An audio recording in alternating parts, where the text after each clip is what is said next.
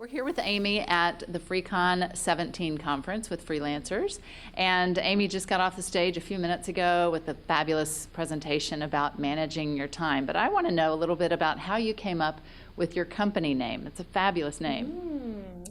Thank you. That's a really good question.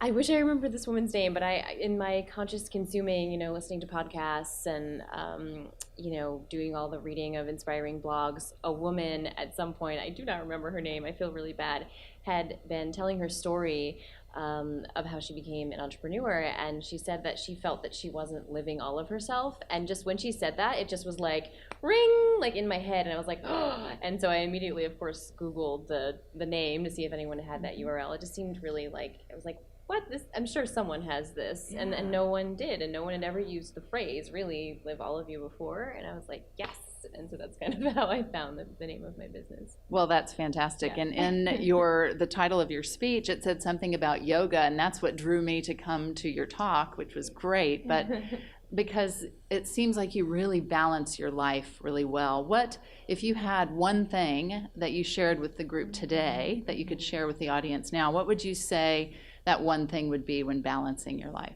It'll sound a little ambiguous at first, but I would say trust your inner compass. And the inner compass, other people might call it intuition, is something that can be hard to get a hold of and take some time. But I think that it's worth the investment to kind of understand what your body does when it's saying yes, when it's saying no. Does that feel contractive? Or if it's a yes to a project or to a person, do you feel expansive or excited? And kind of getting to know your signals is really important to figure out what you want to include in your days to have a holistic freelance entrepreneurial experience. That's great.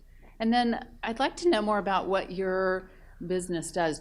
Are you a consultant primarily? Okay, so yeah. So my background is as a journalist, an editor and publisher of a magazine way back in the day, a print magazine, but I transitioned the idea of the magazine, which was around intertwining play and purpose in our lives, to the online space. So that's kind of what Live All of You is about. It has some writing, coaching, as well as workshops and speaking offerings on it too. Great.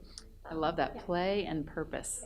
Yeah. That's great. Is there any other part of you or part of your business that you'd like to share with the viewers?